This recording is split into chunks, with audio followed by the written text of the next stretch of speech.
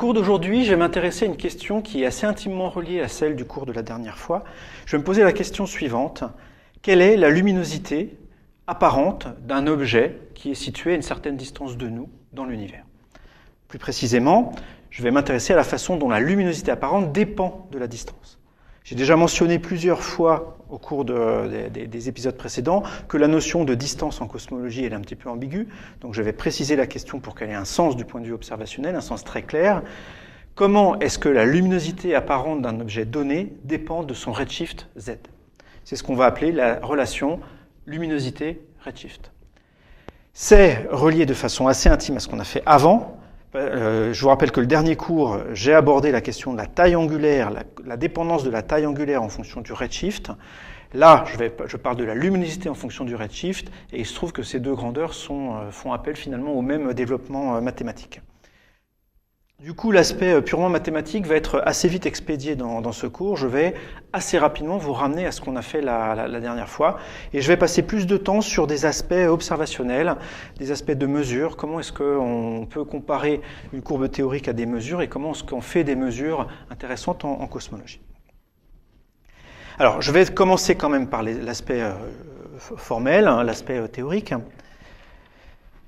Mon ambition dans ce cours, plutôt que de vous parler dans le vide de la dépendance de la luminosité en fonction du redshift, c'est d'expliquer, de reproduire une courbe qui a été publiée dans un article, une courbe historiquement importante, qui est celle que vous voyez maintenant. Elle est extraite d'un article de 1998 de Perlmutter et collaborateurs. Perlmutter, c'est une des personnes qui a eu le prix Nobel pour la découverte de l'accélération de l'expansion de l'univers. Et la courbe que je vous montre maintenant, c'est une courbe justement qui participe de cette découverte. C'est une courbe importante dans ce contexte-là. Ce qu'elle nous montre exactement cette courbe, ce sont des points de données. Vous voyez en abscisse le décalage vers le rouge Z, que je vais appeler le redshift dans toute la suite, et en ordonnée, ce qu'on appelle la magnitude de l'objet. J'aurai vraiment l'occasion d'y revenir, sur la notion de magnitude. Donc pour l'instant, je dis simplement le mot, voilà, ce sont des magnitudes. Donc ce que représentent les points, ce sont les observations de magnitude de certains objets, en fonction de leur redshift, c'est la magnitude apparente, et ce que représentent les traits, les courbes, ce sont les courbes théoriques, qui représentent cette grandeur, magnitude, en fonction du redshift. Donc, mon objectif dans ce cours ici, c'est de vous expliquer d'une part comment on obtient les courbes théoriques, les courbes pleines et pointillées, et d'autre part comment on obtient les points de données. Je vais commencer par les courbes théoriques, parce que c'est quand même le plus simple. Je vais d'abord m'intéresser, avant de parler magnitude, je vais m'intéresser à la notion de flux. Je vais m'intéresser au flux reçu. Le flux lumineux reçu depuis un objet qui a une luminosité L. Alors, ce que je vais appeler L dans la suite, c'est la luminosité, c'est-à-dire c'est la puissance émise. C'est vraiment une quantité de joules par seconde. L, ici, c'est la puissance émise par l'objet, la puissance lumineuse. Donc, c'est la quantité de joules sous forme d'onde lumineuse émise par unité de temps par l'objet. Je vais faire un petit dessin ici. On a l'objet qui émet de la lumière dans toutes les directions. Dans un univers qui est purement euclidien, cette lumière, quand elle a parcouru une distance L, elle se retrouve répartie sur une sphère de surface 4πL carré. Ce qu'on appelle le flux lumineux, c'est la quantité de lumière, l'énergie lumineuse reçue par unité de temps et par unité de surface ici, à une distance L. Et on se convainc sans mal que ça vaut L sur la surface de la sphère que je viens de considérer, c'est-à-dire 4πL carré. Ça, c'est la relation entre le flux, la luminosité et la distance de l'objet dans un espace euclidien. Nous, on n'est pas dans un espace euclidien, on s'intéresse à de la cosmologie, on est dans un espace qui n'est pas euclidien. Je peux reprendre un raisonnement tout à fait similaire, en fait le même raisonnement, en prenant comme surface de la sphère, ici de rayon L, non pas 4πL carré, mais la surface d'une sphère de rayon L dans un espace qui a une certaine courbure. Ça, on l'a déjà vu pas mal de fois. La surface de la sphère qui est ici, c'est 4π fois A fois SK de R. Avec ici, je vais mettre des carrés comme ça pour l'instant. Donc le A, je vous rappelle, c'est le facteur d'échelle. SK de R, c'est une fonction qui intervient dans la métrique. K ici dépend de la courbure. Et R, c'est le rayon comobile qui est ici. Et le A, c'est donc le facteur d'échelle, et celui qui m'intéresse, c'est le facteur d'échelle aujourd'hui, c'est-à-dire je m'intéresse à une situation où aujourd'hui je reçois de la lumière depuis une source qui est située à une certaine distance comobile R, donc le A qui est ici, c'est A0 en fait, c'est le A actuel. En fait, elle n'est pas correcte, cette relation-là. Il y a deux facteurs que j'ai oubliés, deux effets physiques qui interviennent dans un univers en expansion et qui ne sont pas présents dans un univers euclidien. C'est que d'une part, la lumière est décalée vers le rouge au fur et à mesure que l'univers s'expand. Donc ça veut dire que, si je vais parler en termes de photons ici, quand un photon est émis à une certaine énergie, nous on le reçoit à une énergie qui est plus faible d'un facteur 1 plus Z. Donc dans le flux qui est ici, chaque photon en fait voit son énergie qui est diminuée d'un facteur 1 plus Z du fait de l'expansion de l'univers. Donc le flux, qui est la quantité d'énergie reçue par seconde par unité de surface, est lui aussi diminué d'un facteur 1 plus Z. Et il y a un autre effet à prendre en compte qui est la dilatation relativiste des durées. Et donc les événements qui se déroulent à un redshift Z semblent se dérouler plus lentement d'un facteur 1 plus Z. Donc la quantité de photons reçus par l'observateur par unité de seconde, elle n'est pas la même que la quantité de photons émise par la source. Il y a un facteur 1 plus Z entre les deux. Donc ça c'est un facteur 1 plus Z qui se rajoute ici. Donc il y a vraiment deux effets qui sont complètement différents et indépendants. Le nombre de photons par unité de temps est décru du fait de l'expansion de l'univers, et chacun des photons lui-même a son énergie qui est décrue d'un facteur 1 plus Z. Donc voilà, tout ça, ça donne finalement la relation entre le flux lumineux reçu, la luminosité de l'objet, et puis des grandeurs ici qui dépendent de la distance de l'objet. Vous avez ici R qui intervient, la distance comobile, et Z, son redshift. Alors ce qu'on aimerait bien avoir, ce dont on aura besoin dans la suite, c'est une relation entre ce flux ici et Z. Donc il faut s'arranger pour éliminer le R qui est ici, ou plus précisément pas l'éliminer, mais remplacer l'expression SK de R ici par une expression qui fait intervenir Z. Ça, c'est quelque chose qu'on a déjà fait la dernière fois, c'était exactement ça, c'est pas analogue, c'est identique. On a fait ça la dernière fois, on avait déjà cette grandeur-là qui intervenait dans la notion de distance angulaire. Ben voilà, ici on a une notion de distance de luminosité, ce qu'on appelle dl, c'est A0 SK de R facteur de 1 plus Z. Voilà. Et tout ça, le flux qui est ici, du coup, peut s'écrire L sur 4pi dl au carré. Donc cette distance de luminosité, c'est la distance à laquelle il faudrait placer cette source lumineuse pour que dans un univers euclidien, on observe effectivement le flux F. Bon. Donc encore une fois, ce qui va nous intéresser, ce qu'on aimerait bien avoir, c'est le flux en fonction du redshift Z. Donc, et ça, on l'a déjà. La relation entre SK de R et Z, on l'a. Là, je vous montre ici à l'écran ce qu'on a obtenu la dernière fois, mais si vous avez pris des notes sur le cours de la dernière fois, vous l'avez vous-même sous les yeux. Et alors, dans les courbes que je vous ai montrées tout à l'heure, la courbe historique, là, je vous ai parlé de magnitude. Je vais le faire plus en détail dans quelques minutes. Pour l'instant, et je vous demande juste d'admettre, juste pendant les quelques minutes qui viennent, qu'il est intéressant d'introduire une grandeur M qui est 2,5 fois le log de F sur un certain flux de référence que je vais noter F0.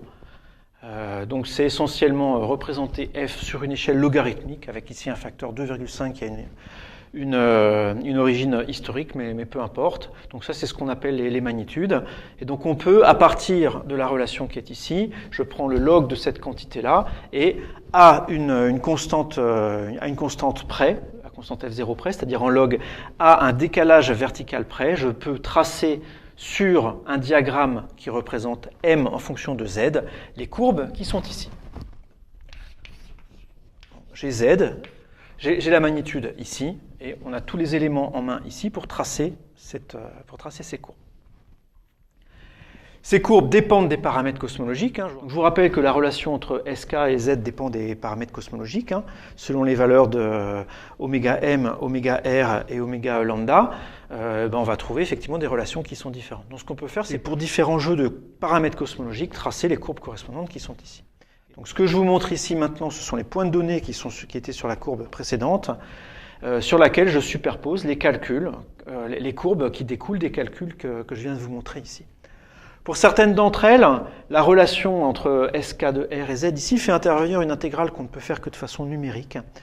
Et alors, comme la dernière fois, voilà, là je vous montre ici un programme dans le langage que comprend SageMath, qui permet effectivement de tracer ces courbes. Donc là, si vous avez le courage de recopier, de faire pause maintenant sur votre ordinateur et de recopier les lignes de code qui sont ici dans une fenêtre de navigateur dans laquelle vous avez ouvert SageMath, eh ben vous aurez effectivement les courbes qui sont ici. Et les courbes qui sont là sont vraiment exactement les mêmes que celles qui sont indiquées dans l'article. Je vous les montre maintenant. Voilà, celles qui sont publiées dans l'article, c'est celles-là. Bon, bah, c'est les mêmes, il n'y a pas de raison que ça soit différent. C'est les mêmes calculs, c'est la même cosmologie. Et voilà, c'est juste pour vous montrer qu'à moindre frais, en fait, on peut du coup retrouver les résultats théoriques d'un article historique. Alors les courbes que je vous montre là, elles sont vraiment hyper importantes du point de vue historique. J'en discuterai un petit peu plus tard, mais essentiellement ce que ça montre, ce qu'elles ont montré, c'est qu'on vit dans un univers dont l'expansion est accélérée. Plus précisément, il faut introduire un paramètre oméga lambda sensiblement différent de 0 pour effectivement que les courbes théoriques passent par les courbes expérimentales sur ce genre de graphe. Alors je suis allé très rapidement sur les points de données là qui sont ici. Je vous ai dit ils ont tracé des points. Je vous ai pas dit quels objets c'était, comment on les a obtenus, etc. En fait c'est hyper important et ça je vais y passer du temps maintenant. Dans l'idéal, quand on veut faire ce genre de diagramme, on aimerait disposer de ce qui s'appelle des chandelles standards. Les chandelles standards, c'est, comme le nom l'indique, c'est des bougies. Voilà, c'est des bougies données qui émettent d'une certaine façon. Alors, on ne peut pas mettre des bougies dans l'espace, donc on prend d'autres trucs. On prend des bougies qui se voient de loin, donc des objets très brillants, mais surtout qui sont très brillants de la même façon partout. On veut disposer d'objets, on aimerait disposer d'objets dont on connaît la luminosité, ou à la limite, même si on ne la connaît pas, c'est pas grave, mais il faut qu'elle soit la même partout. Et du coup, si on observe tout un tas de ces objets à différents redshifts, on peut placer leur luminosité apparente sur un diagramme de ce type-là, et la forme de la courbe qu'on obtient, elle est entièrement déterminée par la géométrie de l'univers, par son expansion. Voilà. Donc pour ça, il faut que les objets aient tous la même luminosité, donc que ce soit des chandelles standards. Et il faut aussi que ce soit des objets qui soient visibles de loin. Ici, vous voyez que les différentes courbes que je vous montre ici, les différentes courbes théoriques, elles ne diffèrent sensiblement que pour des redshifts plus grands que 0,1, voire l'unité. Donc il faut qu'on ait des chandelles standards, des objets qui soient visibles à des distances aussi grandes que ça. Alors on n'en connaît pas énormément de ces objets-là.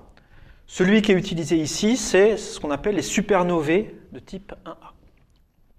Donc je vais commencer par vous expliquer ce que sont des supernovae de type 1A. Des supernovae d'abord. Les supernovae, c'est en gros des étoiles qui explosent.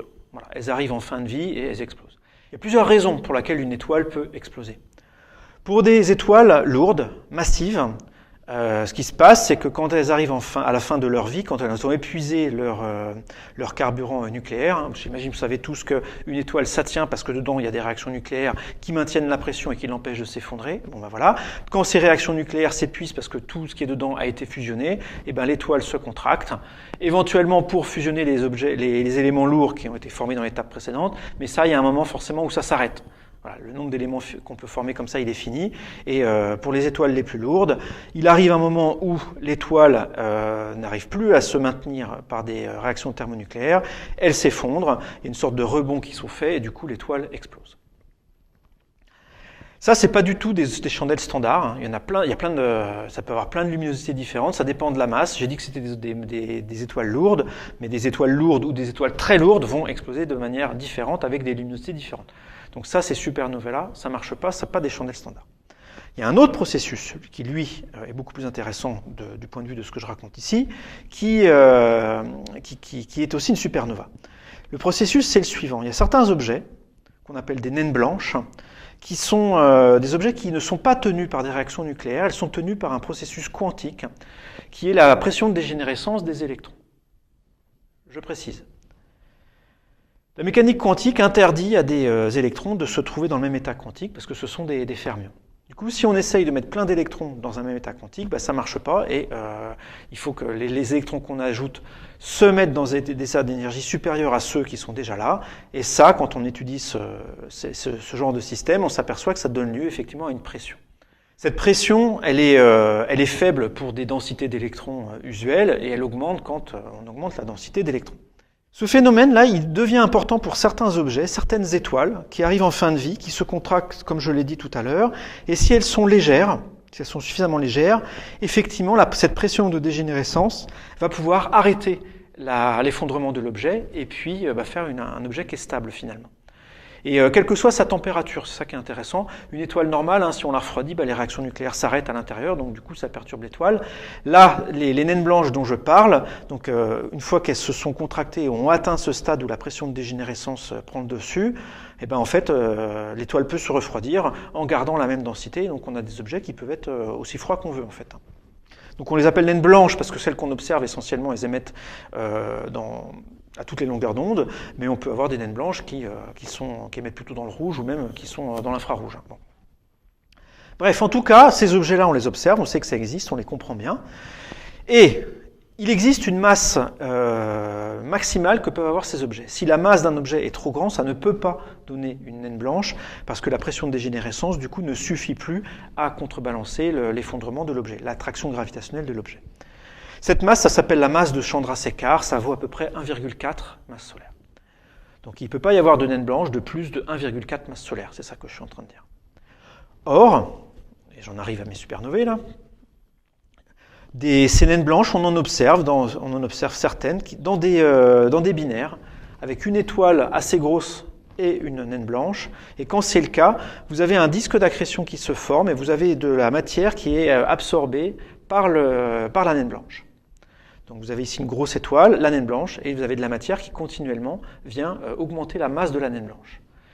Donc la masse de la naine blanche augmente, sauf que quand cette masse atteint 1,4 masse solaire, la masse de Chandrasekhar, comme j'ai dit tout à l'heure, l'objet devient instable, et là du coup, effectivement, l'objet s'effondre, rebondit et explose de manière assez analogue à celle des autres supernovas dont j'ai parlé, et du coup, ça donne effectivement quelque chose d'extrêmement brillant, et ça donne une explosion. Ça, c'est une supernova. Ce processus-là, c'est très probablement celui qui donne lieu à ce qu'on appelle les supernovae de type 1A. Alors, je ne vais pas rentrer ici dans la classification des supernovae. Il y a des supernovae de type 1, de type 2, et dans les 1, on a aussi des 1A, 1B, 1C, etc. Ça dépend de la spectroscopie, en fait, ça dépend des raies qu'on voit là-dedans. C'est pas ça qui m'intéresse ici du tout. Simplement, voilà, moi je vais m'intéresser à ce processus-là, à ces supernovae qui sont issus de l'instabilité des naines blanches quand elles accrètent de l'étoile d'un compagnon. Et la raison pour laquelle ce processus-là est spécialement intéressant, c'est que d'après ce que je viens de raconter, comme j'ai raconté l'histoire ici, à chaque fois que dans l'univers une naine blanche devient instable et explose, elle le fait parce qu'elle vient juste d'atteindre la masse de Chandrasekhar, 1,4 masse solaire. Donc en fait, elle le fait avec une valeur de masse très précise. Donc on a des bonnes raisons de penser que, quel que soit l'endroit et l'époque à laquelle une supernova de type 1A se produit, elle a les mêmes caractéristiques en fait. C'est toutes les mêmes. Ça arrive, c'est un seuil en fait. Donc dès que la masse de la naine blanche dépasse le seuil, pouf, ça explose. Ça arrive de la même façon un peu partout dans l'univers.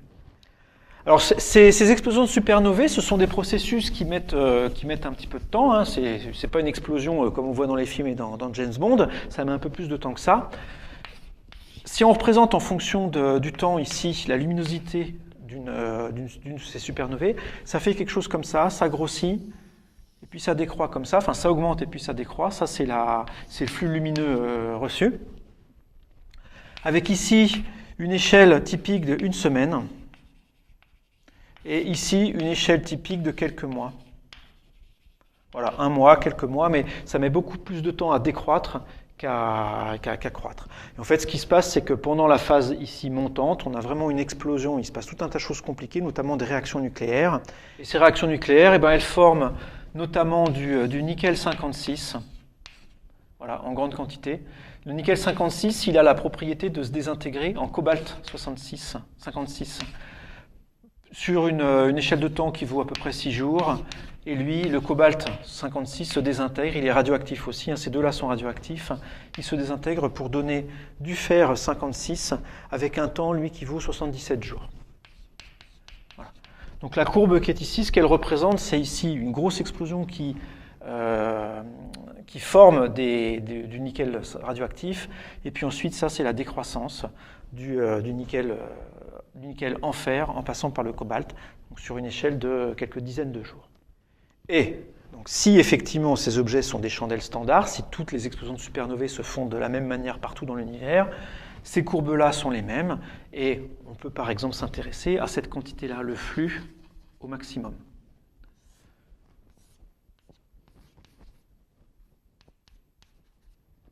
Le flux maximum émis par une supernova devrait être le même partout dans l'univers. C'est pour ça qu'on peut estimer en première approximation, j'y reviendrai, que les supernovae de type 1A sont des chandelles standards, c'est-à-dire que leur luminosité au maximum sont a priori les mêmes tout le temps et pour toutes les supernovae. Du coup, les points qui figuraient sur la courbe que je vous ai montrée au début, ce sont ces points-là. C'est des points pour lesquels on a pris le flux ici, on a observé des supernovae, on a mesuré le flux au maximum, on a pris le logarithme pour avoir des magnitudes et on les a mis sur le diagramme. Alors là, je le dis rapidement, mais en fait, ça ouvre une boîte de Pandore. On va l'ouvrir ensemble. Imaginons que vous êtes un observateur et vous vous dites, effectivement, il y a de temps en temps des supernovae qui explosent dans le ciel et je vais essayer de les repérer, de mesurer leur luminosité apparente à leur maximum. Qu'est-ce que vous faites pour ça? Vous dites, je vais observer une portion du ciel aussi grande que possible, je stocke. Et en continu, je vais regarder ce qui se passe. Et puis si à un moment donné, je vois quelque chose qui se met à augmenter sur une échelle d'une semaine et puis à décroître sur une échelle de quelques mois, on peut se poser la question si c'est une supernova de type 1A, on fait des tests éventuels, j'y reviendrai. Et une fois qu'on l'a détecté, on prend sa luminosité, on trace sa luminosité ici en fonction du temps. On prend ce point-là, stock, et ça nous donne le flux maximum. Boum, on l'a. Très bien, donc on a détecté une supernova, on a son flux maximum et on pourra la mettre sur la courbe de tout à l'heure. Sauf que, dans les phrases que j'ai faites là, il y a vraiment plein de choses qui ne vont pas du tout du point de vue de l'observation. Déjà, j'ai dit, si on observe en continu le ciel, ça, on ne peut pas le faire. Il y a déjà un truc essentiel en astronomie, c'est que la moitié du temps, il fait jour. Donc déjà, avoir la courbe de lumière ici de manière continue, c'est absolument impossible. Tout ce qu'on peut espérer avoir, c'est des pointillés. Jour-nuit, jour-nuit, jour-nuit, jour-nuit, voilà. On n'aura déjà que la moitié de la courbe ici. Je veux dire, c'est pas forcément très grave. Si ça nous permet effectivement de bien localiser le maximum, elle est là la question. Est-ce que ça permet de bien localiser le maximum? Je vous rappelle ici que l'échelle de temps qui est ici, c'est 7 jours. Donc ça veut dire qu'on aura 7 pointillés ici, en gros, entre le début et la fin. Sauf que, sur l'ensemble des points qui sont ici, il y en a 1 sur 4, en gros, qu'on ne pourra pas avoir, parce qu'il y a un autre truc qui nous gêne en astronomie, que le Soleil, c'est la Lune. Et en gros, une semaine par mois, la Lune, elle est brillante la nuit, et du coup, elle aveugle les astronomes. Et quand on veut faire des mesures précises de flux luminosité, ça s'appelle la photométrie, en fait, on fait pas ça autour de la pleine Lune, quoi. Donc, il y a aussi un quart du temps là-dedans qui va être mis en l'air, qui va être gâché, on va dire, par la présence de la Lune.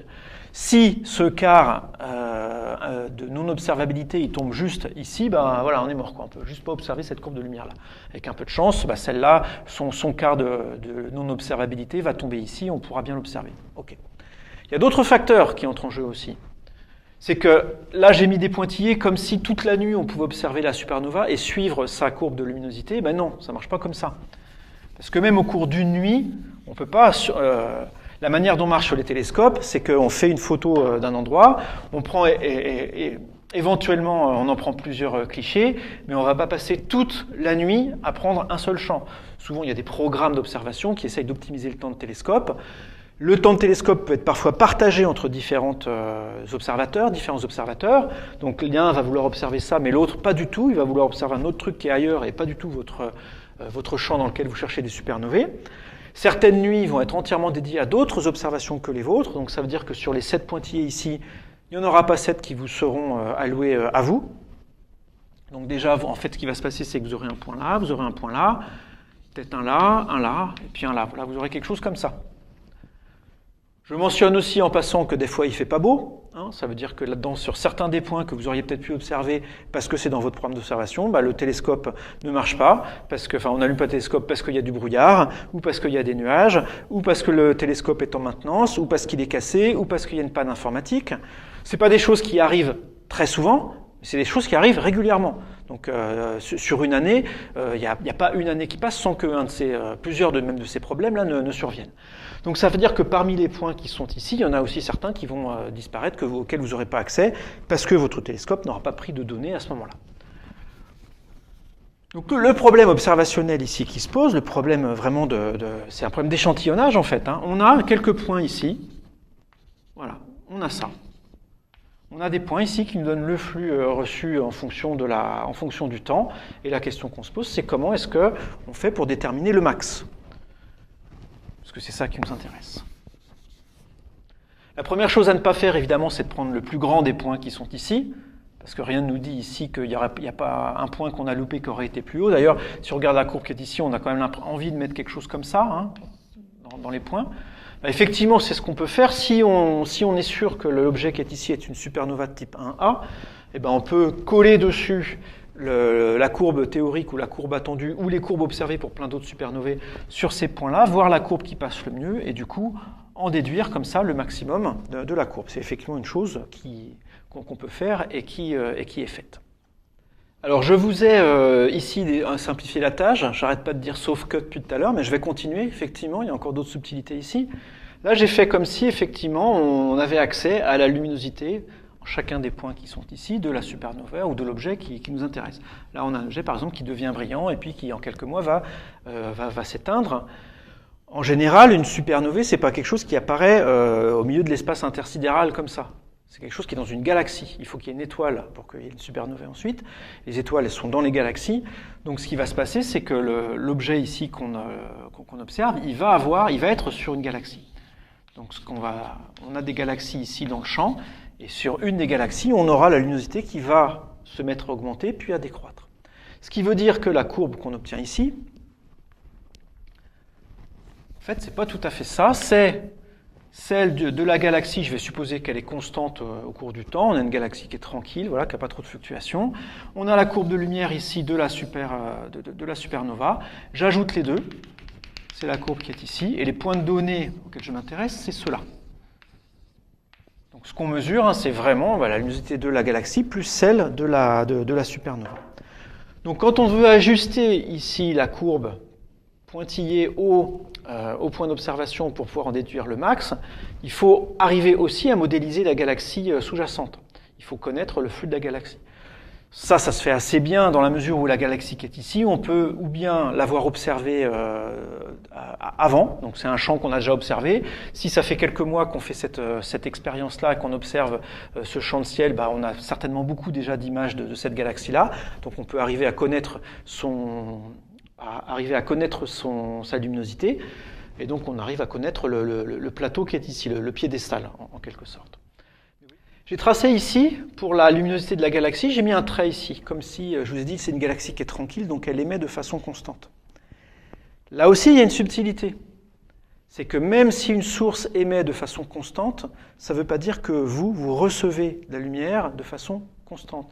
Ça ne veut pas dire que chaque mesure de la luminosité reçue va donner exactement la même valeur d'une mesure à l'autre.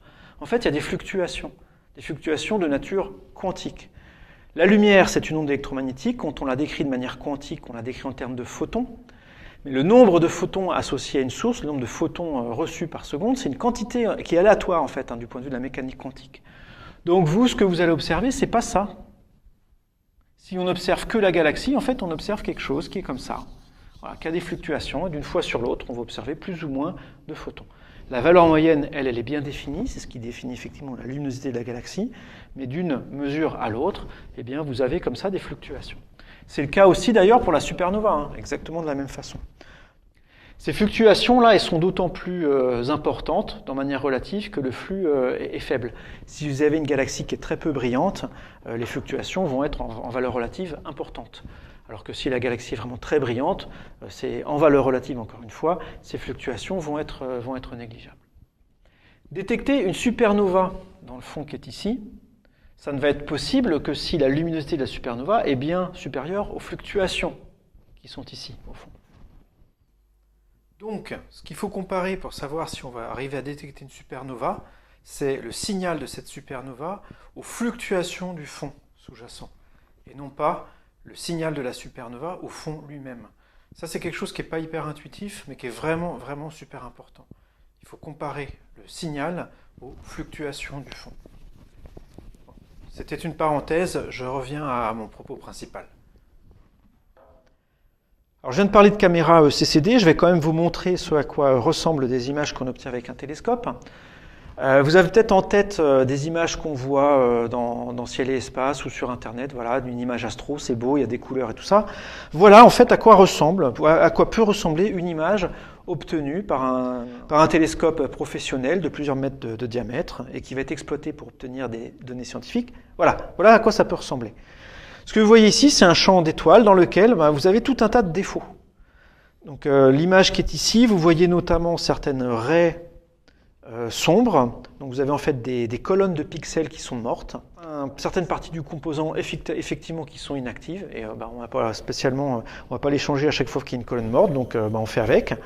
Vous avez aussi là-dedans tout un tas de choses intéressantes. Vous avez une étoile très brillante ici, dont la lumière a un peu bavé sur les colonnes, sur les CCD voisins. Donc ça donne une colonne brillante. Donc s'il y a une supernova en dessous, tant pis pour nous. Vous avez un astéroïde ou un avion qui est passé là, pof. Vous avez aussi cette espèce de grosse image toute pas belle là. Ça c'est l'image que laisse le dispositif qui tient le secondaire, le miroir secondaire. Dans un télescope, vous avez un miroir secondaire qui est en avant du primaire, ça perturbe en fait la propagation de la lumière, ça l'arrête, et en fait vous en avez une image qui est faite, c'est celle qu'on voit ici. Donc ça c'est aussi quelque chose qui empêche de voir ce qui est en dessous. Et si vous regardez bien, vous avez aussi des franges. Donc on ne les voit peut-être pas très bien sur la figure qui est ici, mais même le fond ici, ce qui serait un fond uniforme, le fond du ciel, il y a des franges en fait, c'est des franges d'interférence qui sont dues aux inhomogénéités d'épaisseur du CCD. Donc ça se comporte comme un petit film d'huile. Vous avez tous vu cette expérience où, quand on regarde une flaque d'huile au soleil, on voit des couleurs. Là, c'est un peu ça qui se produit aussi sur le CCD. Donc il y a aussi toute une étape de traitement de l'image qui nécessite d'aller se débarrasser de tous ces défauts-là, masquer les endroits où on sait que ça va être inexploitable, là où est passé l'avion, là où on voit l'image du secondaire, là où il y a la grosse étoile, arriver à enlever les franges d'une manière ou d'une autre. Voilà. Et ça, c'est aussi quelque chose qui introduit des incertitudes sur le résultat final. C'est un métier, ça aussi, c'est vraiment un métier en soi d'arriver à analyser à rendre propres les images qui sont là. Il ne s'agit pas de les rendre propres visuellement, c'est pas ça du tout dont je parle, il s'agit de les rendre propres dans le sens où on arrive à aller chercher là-dedans l'information scientifique qui va nous permettre de tracer, par exemple, la relation entre la luminosité et le redshift que je vous ai montré depuis le début. Quand j'ai commenté la courbe que j'ai tracée de façon schématique, la courbe de lumière, j'ai fait l'hypothèse, j'ai dit, tiens, si on sait que c'est une supernova de type 1A, on n'a qu'à tracer la courbe attendue par les points et ça permet de déterminer le maximum.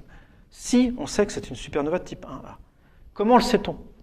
On a un objet qui est en train de devenir brillant dans le ciel, où on a observé qu'il était passé par une phase brillante et puis décroissante. Comment est-ce qu'on peut être sûr que c'est une supernova de type 1A ? Il y a d'autres objets dans l'univers que des supernovas qui effectivement ont des luminosités qui varient. Ça peut être une étoile variable. Il peut se passer un truc dans la galaxie autre chose qu'une supernova à ce moment-là. Il y a tout un tas de choses qui sont effectivement possibles.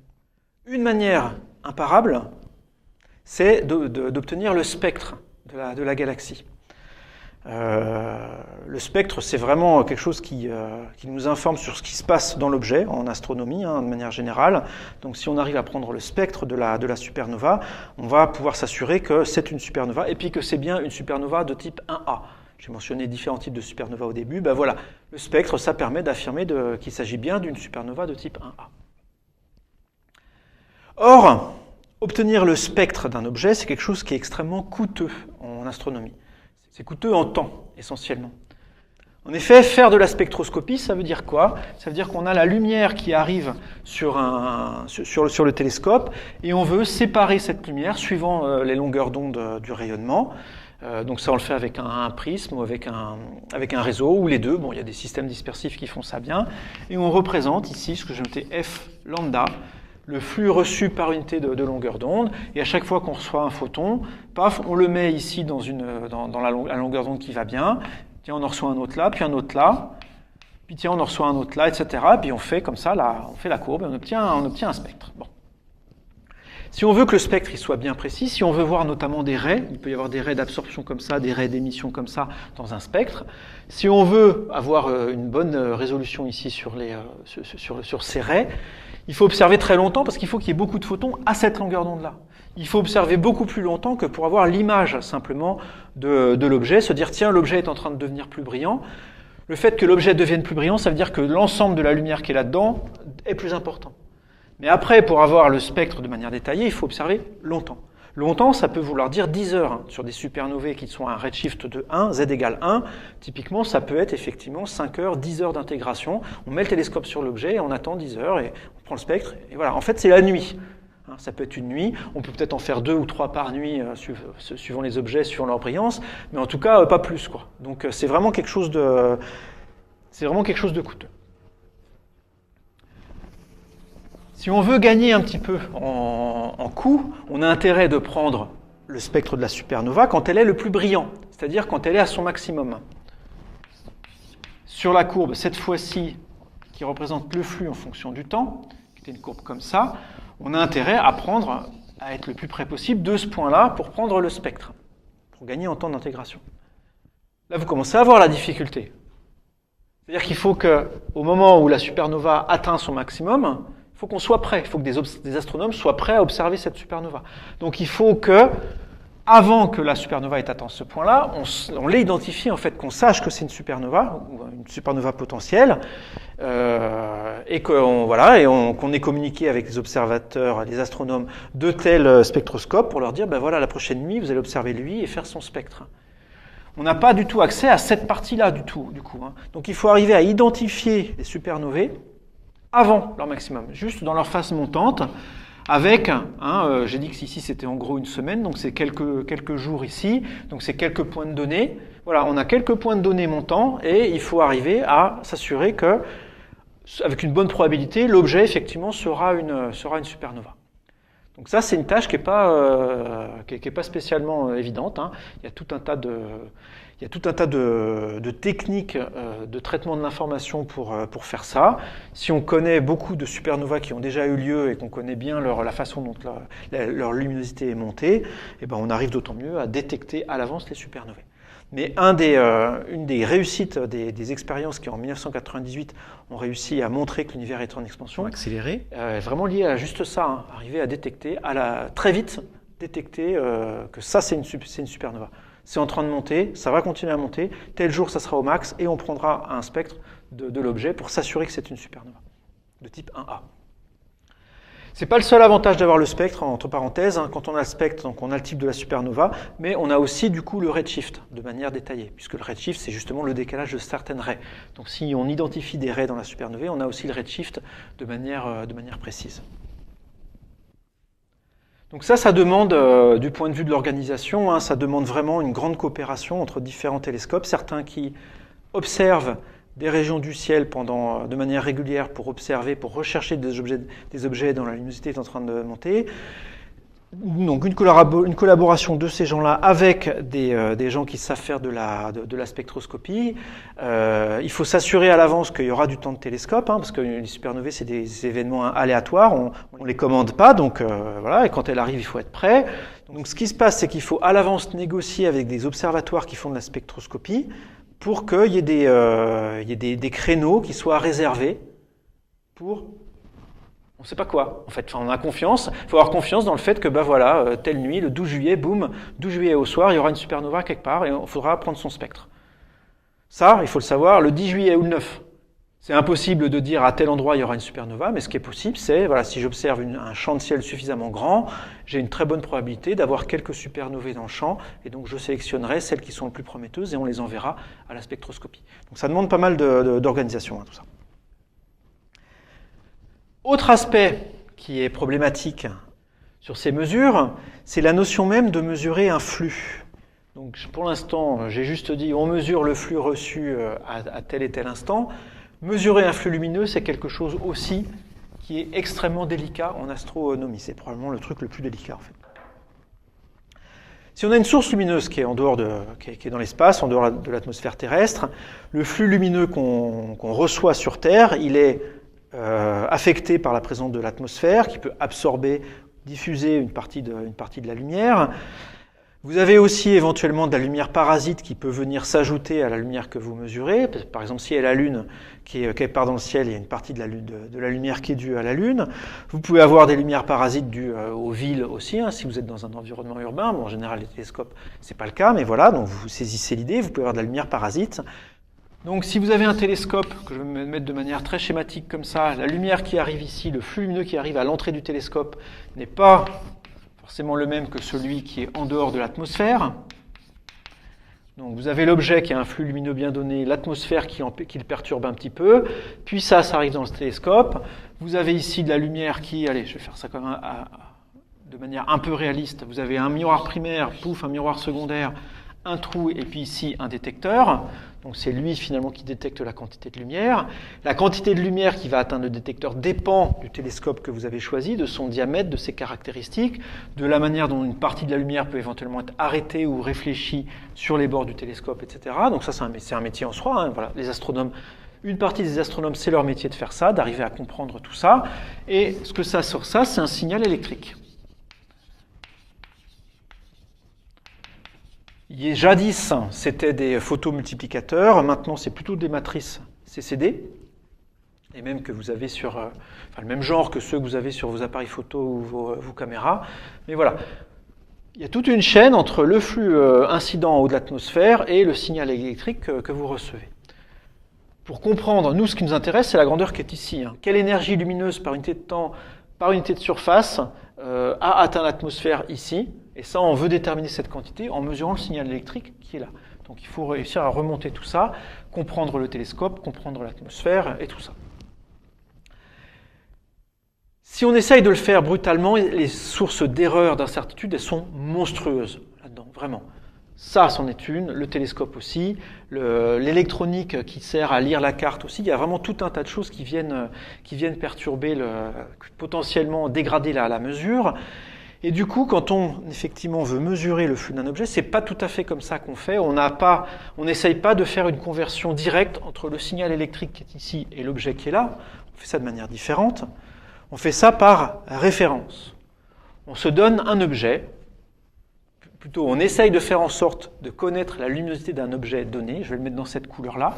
Imaginez que dans le ciel, on ait un objet, dans le champ qu'on est en train d'observer, dont on connaît la luminosité. On l'a mesuré par avance, voilà. Le travail qui est ici, on l'a fait une bonne fois pour toutes pour cet objet, peu importe. On a effectivement un objet dont on connaît bien les caractéristiques.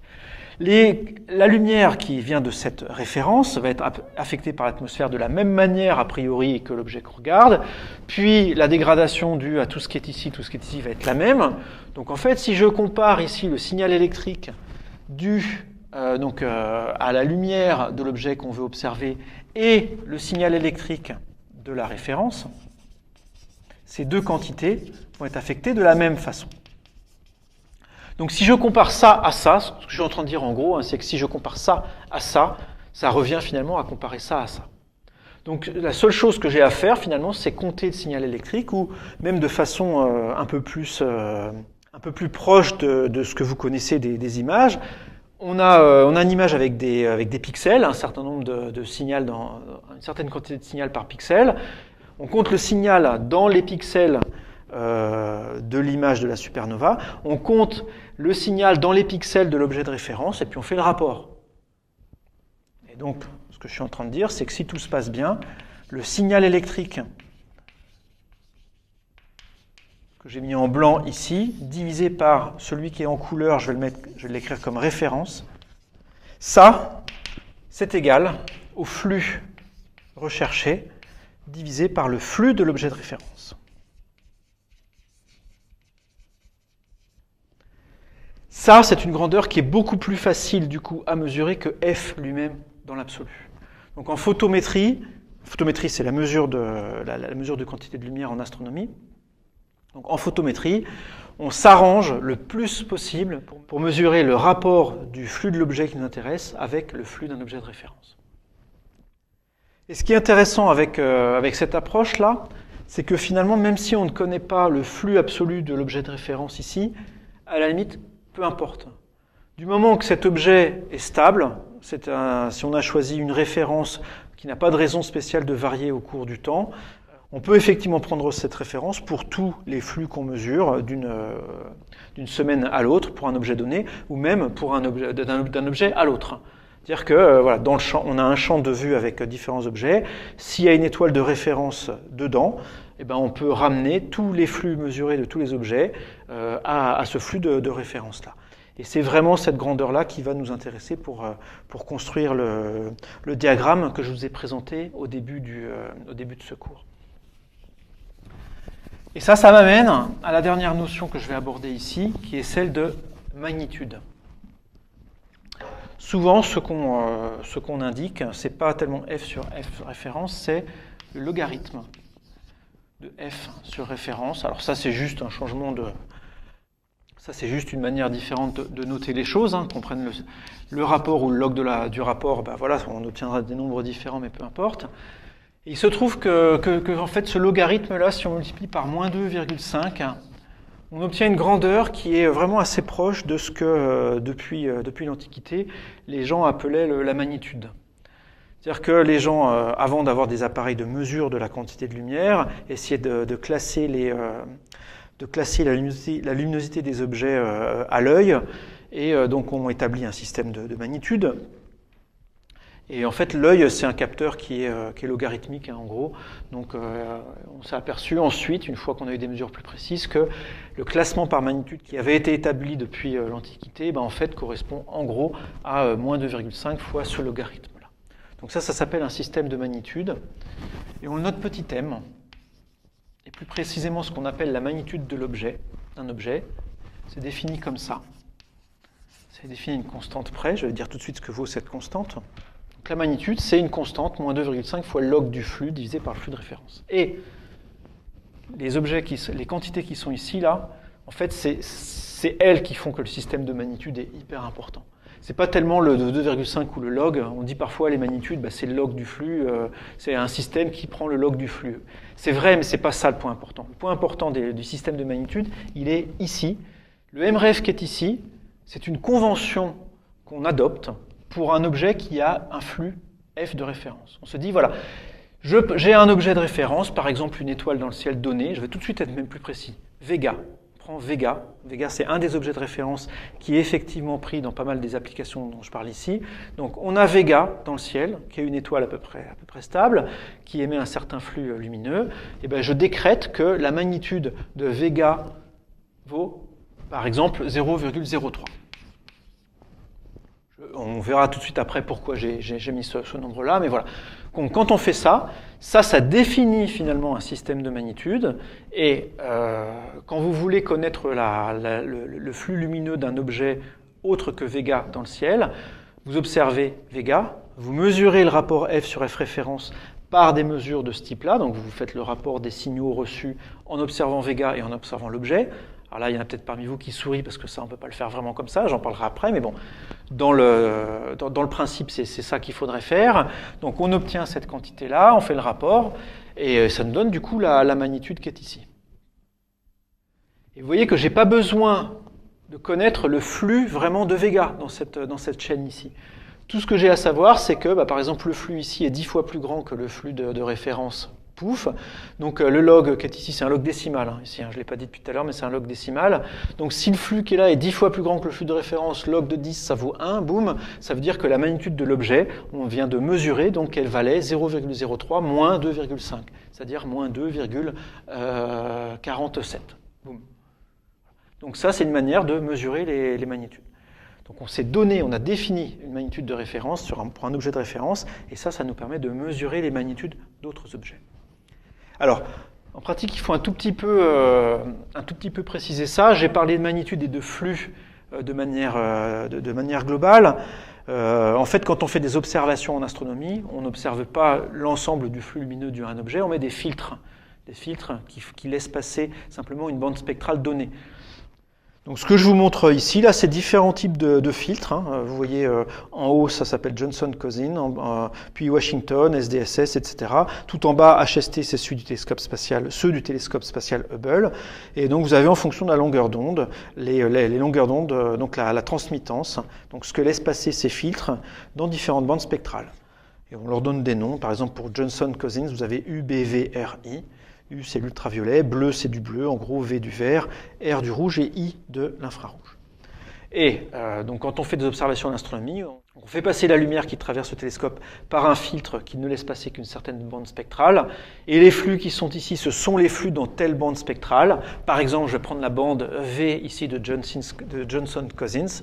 Donc ici, ce que je suis en train de dire, c'est que je mesure le signal électrique qu'on obtient quand on a mis le filtre V. Poum, ça donne le flux dans la bande V.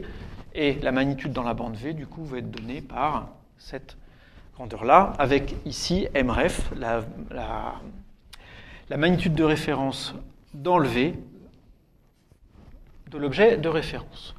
Et du coup, le 0,03 ici, c'est vraiment la magnitude de référence dans le V de Vega. Donc c'est pour ça que j'avais pris cette valeur-là.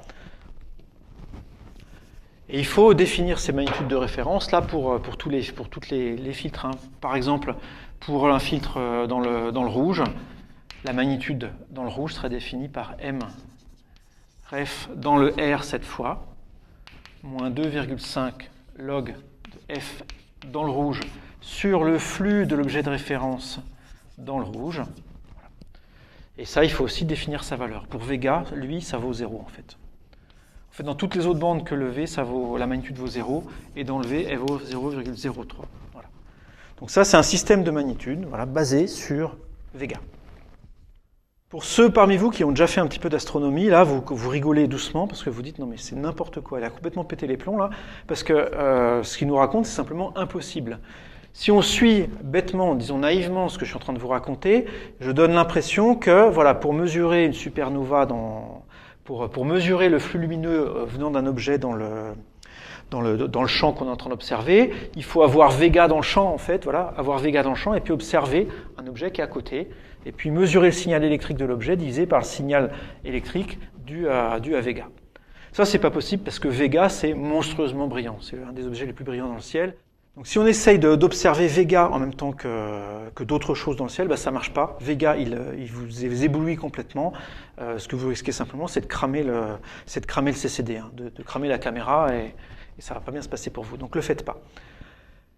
Donc la manière dont c'est fait, c'est de définir une chaîne d'étoiles de référent, c'est-à-dire de se servir de Vega pour déterminer la magnitude d'objets légèrement plus faibles que Vega. Et ça, on peut le faire. Si on a des objets de magnitude similaire, on arrive à les observer correctement en même temps. Puis, avec ces objets secondaires, ces références secondaires, on en forme des tertiaires, etc. Donc on fait une chaîne comme ça. C'est un peu comme les étalons de mesure, hein, comme le kilogramme. On prend des kilogrammes secondaires, puis après des kilogrammes tertiaires, etc. Là, c'est la même chose, c'est des étalons en quelque sorte de luminosité. Et voilà, donc on a des étoiles de référence dont la magnitude a été bien mesurée une bonne fois pour toutes. Et on s'arrange pour observer des champs dans lesquels on a certaines de ces étoiles de référence. Donc celle qui avait été utilisée dans l'expérience dans laquelle j'avais travaillé un petit peu, SNLS, c'était des étoiles de Landolt, ces étoiles de référence-là. Et il y en avait effectivement quelques dizaines dans les champs qu'on observait. Et donc du coup, les magnitudes ici, hein, ce qu'il faut prendre, c'est ces expressions-là, avec ici le flux de référence des étoiles de Landolt, et ici la magnitude de référence mesurée pour ces objets-là. Donc, mais j'insiste hein, vraiment ici sur le fait que la magnitude, c'est pas juste passer d'une grandeur à son logarithme. C'est vraiment imposer un objet de référence et ne faire que des mesures relatives, finalement, ne faire que des mesures de flux qui sont relatives à ces objets. Et ça, c'est autrement plus facile que de mesurer un flux absolu. Donc, je vous ai montré tout à l'heure tout un ensemble de systèmes photométriques, de filtres utilisés par différentes expériences. Vous voyez que ce n'est pas les mêmes. Ça, c'est un problème. Hein. Enfin, c'est potentiellement un problème. Ça peut poser des problèmes. C'est-à-dire que si, dans une expérience qui veut mesurer des supernovae, vous utilisez effectivement cette expression qui est ici avec pour V, ici, les filtres de Johnson-Cousins, et que vous voulez comparer ça aux magnitudes trouvées par une autre expérience qui, elle, utilise, par exemple, les filtres SDSS, vous allez trouver des magnitudes différentes. Pour un même objet, les magnitudes que vous allez obtenir sont différentes puisque les filtres sont différents. Donc il y a une partie du travail ici quand différentes expériences mettent leurs données en commun. Il y a une partie du travail qui est de transformer les données obtenues par un jeu de filtres en ce qu'on aurait obtenu avec un autre jeu de filtre, passer d'un jeu de filtre à l'autre en fait. Et ça, c'est quelque chose qui introduit, qui participe aux incertitudes finales sur le résultat. Donc j'ai parlé à plusieurs reprises d'incertitudes. Donc effectivement, si vous regardez la courbe que je vous montre depuis tout à l'heure, les points de données qui sont indiqués sur la courbe ici sont affectés d'incertitudes. Il y a des barres d'erreur qui lui sont associées. Et du coup, le jeu, une fois qu'on a placé ces points de données et leurs barres d'erreur, c'est de voir quelles sont les courbes théoriques qui passent le mieux par les points de données. Et voilà, quand Perlmutter et ses collaborateurs l'ont fait en 1998, ils se sont aperçus que les courbes qui passaient le mieux par ces points de données, ce sont des courbes dans lesquelles on a une constante cosmologique qui n'est pas nulle. De façon plus forte et plus précise, ils se sont aperçus que si on suppose que la constante cosmologie est nulle, alors ça ne marche pas du tout, la courbe ne passe pas par les points de données. 1998, ça commence à dater, ça fait presque 20 ans. Voilà, depuis, ces courbes ont été refaites, plus précisément les points de données ont été refaits. Il y en a beaucoup qui ont été ajoutés, mais vraiment beaucoup. Donc là, ce que je vous montre maintenant, c'est des versions modernes de ces courbes-là. Et toutes ces expériences, effectivement, confirment qu'on vit dans un univers dans lequel le oméga lambda n'est pas nul. Donc il y a une constante cosmologique, ou quelque chose qui joue le rôle de constante cosmologique, et surtout, on vit dans un univers dont l'expansion est aujourd'hui accélérée. Voilà. Alors on montre souvent les résultats sous cette forme-là. Dans le plan des deux paramètres cosmologiques oméga m et oméga lambda, on montre les régions qui contiennent les paramètres qui donnent des courbes acceptables, c'est-à-dire les valeurs des paramètres qui donnent des courbes théoriques qui passent effectivement par les points de données. Alors plus précisément, ici on voit des ellipses. Les points de données sont affectés d'incertitudes, il y a des barres d'erreur, donc ça implique des erreurs ou des incertitudes sur les valeurs de oméga m et de oméga lambda. Et donc ça implique que dans le plan oméga m, oméga lambda, il y a toute une région qui est autorisée, toute une région qui donne des courbes qui passent de manière acceptable par les points de données. Donc voilà, ici je vous montre un exemple d'un article relativement récent. Toutes les expériences qui mesurent les supernovae de type 1A donnent effectivement des contraintes sur les paramètres cosmologiques de ce type-là. Il y a d'autres contraintes qui viennent d'autres types d'expériences, ça j'en parlerai plus tard, dans un cours plus tard. Dernière chose, j'ai fait comme si les supernovae de type 1A étaient des chandelles standards. En fait, on sait que ce n'est pas exactement le cas. Par exemple, deux naines blanches qui ont des compositions différentes vont exploser de manière différente. L'explosion peut se faire d'une manière qui n'est pas exactement à symétrie sphérique, donc suivant l'endroit d'où vous voyez l'explosion, vous pourrez voir des courbes de lumière qui sont légèrement différentes. Donc ça, c'est quelque chose qu'il faut aussi tenir en compte. En fait, il faut corriger les points de données qui sont ici en tenant compte de cet effet que toutes les supernovae ne sont pas exactement les mêmes. La chance qu'on a dans ce business-là, c'est que certes, ce ne sont pas des chandelles standards, mais ce sont des chandelles standardisables. C'est-à-dire qu'on s'est rendu compte que les supernovae qui étaient par exemple les plus brillantes étaient aussi celles qui mettaient le plus de temps à exploser. Donc si on arrive à mesurer correctement le temps sur laquelle la supernova explose, eh ben on arrivera à savoir si c'est d'un type plutôt très brillant ou plutôt un petit peu moins brillant. Voilà. Donc on peut en fait corriger la luminosité observée en tenant compte de la durée mesurée pour l'explosion. En fait, de l'échelle de temps de la courbe de lumière. Il y a une autre grandeur aussi, c'est la couleur de la supernova. Quand on a des données dans plusieurs longueurs d'onde, on peut déterminer la couleur de l'objet. La couleur en astronomie, c'est la différence de magnitude dans deux bandes spectrales différentes. Et donc on s'aperçoit aussi que cette couleur, elle est corrélée à la luminosité totale. Donc on peut aussi, au lieu de mesurer la durée, mesurer la couleur de la supernova et corriger la luminosité observée en tenant compte de sa couleur.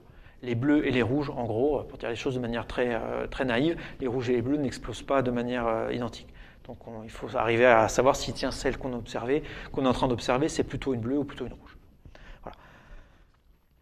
J'arrête cet épisode-là ici. J'espère vous avoir un petit peu éveillé votre intérêt sur des questions observationnelles. Il y en a certaines que j'ai dû laisser de côté. Je vais juste donner un mot-clé ici pour si vous voulez voir plus loin, mais une petite subtilité que je n'ai pas mentionnée et qui est assez intéressante sur les supernovae, c'est ce qu'on appelle la correction K. Le fait Le fait que quand vous avez deux supernovas à des redshifts différents, la lumière que vous recevez dans une bande spectrale donnée, par exemple dans la bande V, elle n'a pas été émise dans la même bande spectrale pour l'une que pour l'autre, puisque la lumière a été décalée vers le rouge. Donc quand vous observez avec un filtre V, selon le redshift de la supernova, vous observez de la lumière qui a été émise, par exemple dans le B ou bien dans le U. Voilà. Donc ça, c'est des choses qu'il faut aussi prendre en compte pour analyser les observations dont je viens de parler. Voilà, j'arrête vraiment ici. C'est pas que j'ai épuisé le sujet, mais j'ai probablement épuisé votre patience à vous, donc je passerai à autre chose la prochaine fois. Là, ça clôt vraiment la série de cours et d'épisodes sur les aspects géométriques de notre univers, les paramètres cosmologiques, la courbure, l'expansion. Et je commencerai la prochaine fois à vous parler du contenu de l'univers, d'histoire thermique de l'univers, du fait que l'univers se refroidit, donc il était chaud avant, et ce qui se passe dans un univers chaud.